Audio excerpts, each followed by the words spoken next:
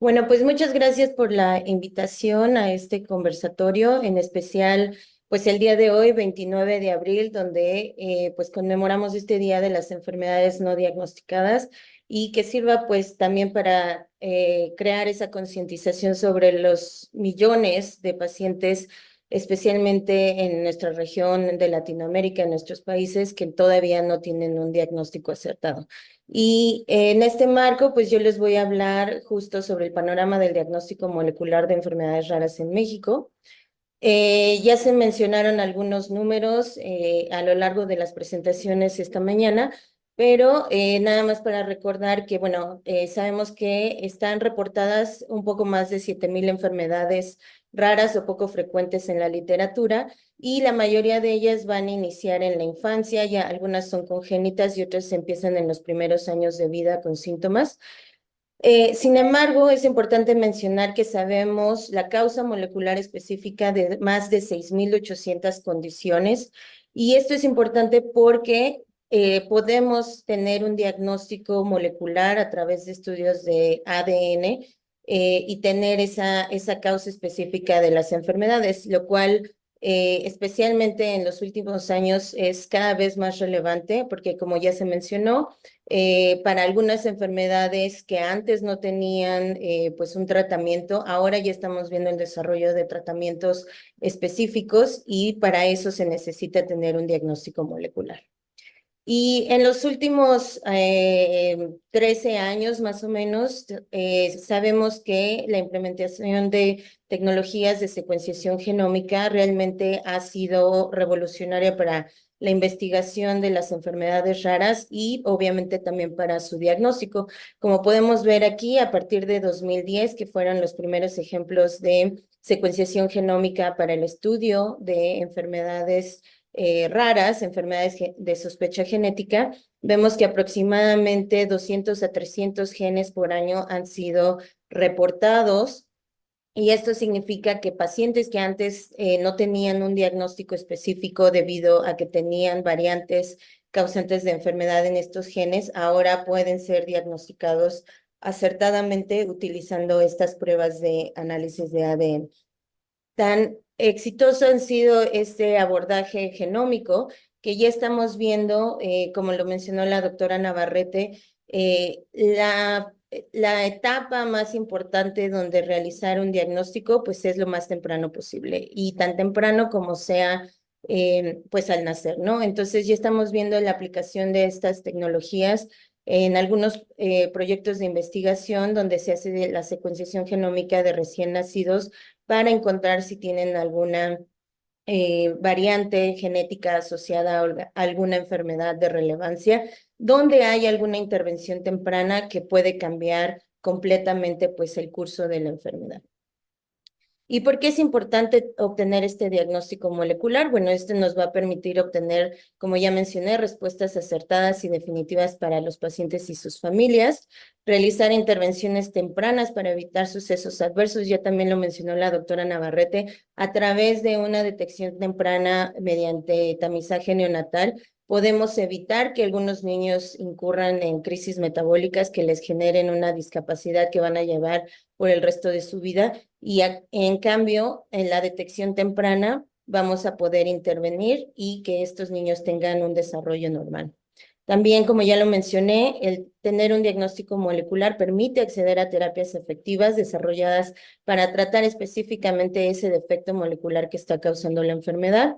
Permite planear para el futuro porque nos da esa información sobre el pronóstico y la historia natural de la enfermedad que ya se ha reportado o que se está estudiando. Habilita el consejo genético para realizar planeación familiar y encontrar otros familiares que estén en riesgo o que puedan planear estas familias para tener otros hijos en el futuro.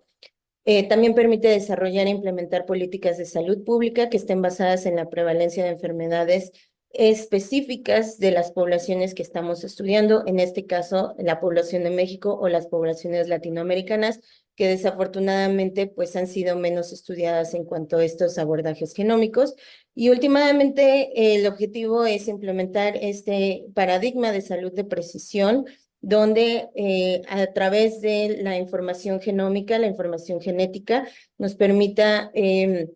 hacer intervenciones, manejar adecuadamente riesgos y padecimientos que puedan desarrollar las personas, tanto a nivel individual como a nivel de la población.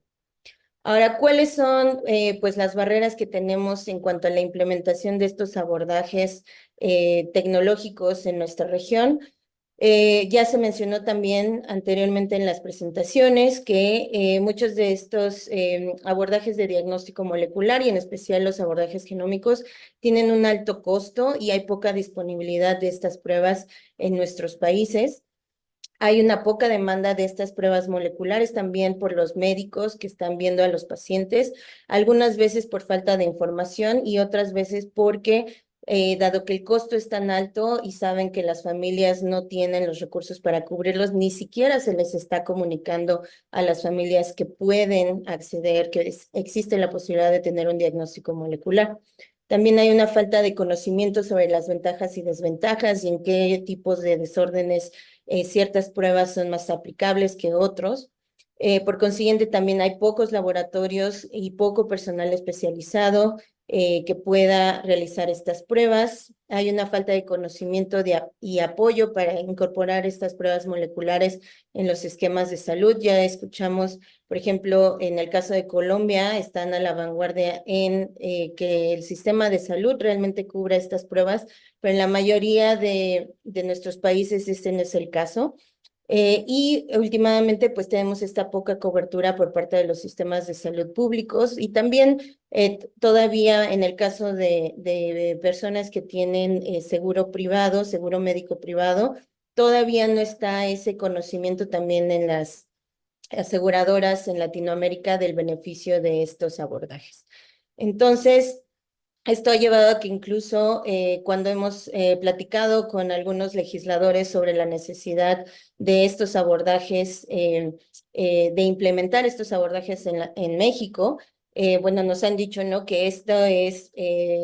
tecnología espacial, ¿no? Está esta percepción de que estas tecnologías están ocurriendo, pues sí, en Estados Unidos, en Europa, o tal vez en Marte, pero no en México, ¿no? Y eso es algo que también vemos en el resto de los países de Latinoamérica, donde se considera que, bueno, estas tecnologías no son aplicables a nuestros sistemas de salud. Es por eso que existe una necesidad para demostrar este costo-efectividad de abordajes moleculares y genómicos para los pacientes, para las familias, pero también ese impacto benéfico que va a tener en el sistema de salud y en la economía de los países. Es por esto que a través de la Red Mexicana de Enfermedades Raras, en 2022 iniciamos el proyecto de secuenciación genómica de pacientes con enfermedades raras y no diagnosticadas. Estos pacientes son referidos al proyecto a través de médicos que colaboran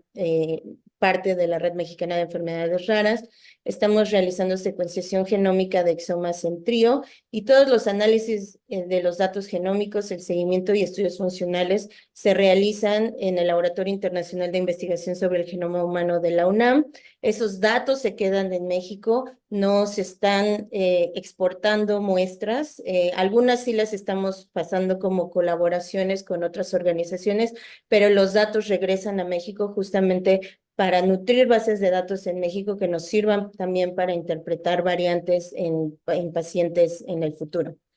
Entre los resultados del proyecto, hasta ahora tenemos que en el 30% de los pacientes tenemos variantes en genes conocidos, tenemos variantes nuevas también en genes ya reportados y en el 40% de los casos tenemos genes candidatos que no han sido reportados en la literatura, es decir, que posiblemente sean causas de nuevas enfermedades genéticas que todavía no son conocidas y que son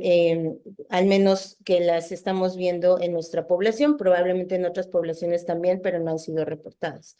También llevamos a cabo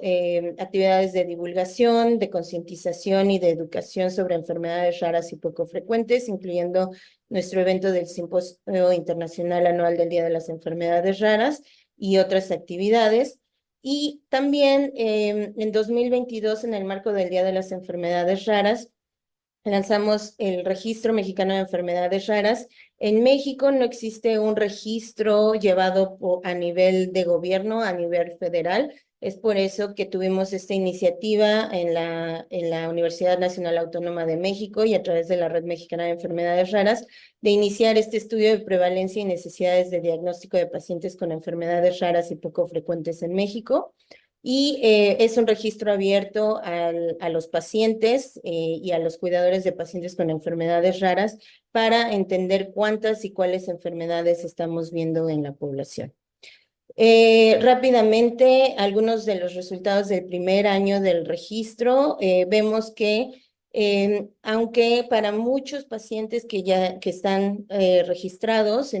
más del 71% de los pacientes reportan que algunos de los médicos les mencionó durante su odisea diagnóstica que era posible que su enfermedad pudiera ser genética. Sin embargo, aunque este número es bastante alto, solo 39.5% de estos pacientes fueron referidos a un genetista. De nuevo, tenemos esa falta de conexión entre, bueno, los especialistas creen que puede ser genético, pero creen que al ser genético no hay nada que se pueda hacer y ni siquiera los refieren a un genetista para estudios subsiguientes. En 27.7% de los pacientes tuvieron pruebas moleculares y solo 17.3% de los pacientes cuenta actualmente con un diagnóstico molecular específico. Solo 14 pacientes dentro de nuestro registro del primer año tuvieron secuenciación de exoma para estudiar la causa de su enfermedad y la mayoría de estos pacientes reportaron que tuvieron que cubrir esos costos de su bolsillo, ya sea las familias, los pacientes, y que estos costos, pues como ya sabemos, pero ahora lo tenemos documentado, son altos o muy altos. También la mayoría de los pacientes consideran que tener un diagnóstico genético de su enfermedad podría ser útil y también la mayoría reportan que ellos estarían interesados en tener pruebas genéticas si estas estuvieran disponibles. Es decir, que no tenemos un problema de aceptación de estos abordajes genéticos, de realizar estudios genéticos en pacientes con enfermedades raras y poco frecuentes, sino un problema de acceso y un problema de ofrecer y habilitar este acceso a los pacientes. También como parte de los trabajos que estamos haciendo, las actividades que estamos haciendo a nivel de Latinoamérica, como Remexer somos parte de esta colaborativa para enfermedades poco frecuentes en el Caribe y América Latina, donde tenemos diferentes grupos de trabajo enfocados pues a los diferentes temas, muchos de los cuales ya se tocaron a través de las pláticas anteriores, pero uno de ellos en especial por el día de hoy, pues es este acceso a tecnologías de diagnóstico molecular, donde estamos trabajando para encontrar formas de facilitar ese acceso a pacientes en toda la región. Y bueno, finalmente aprovechar para invitar a todas las organizaciones presentes, a todos los pacientes, representantes que están este día de hoy conectados al segundo Congreso de Enfermedades Raras y Poco Frecuentes del Caribe y América Latina, que llevaremos a cabo en la Ciudad de México del 16 al 18 de octubre de 2024 para continuar con estas importantes conversaciones que estamos teniendo. Y con eso termino mi participación. Muchas gracias.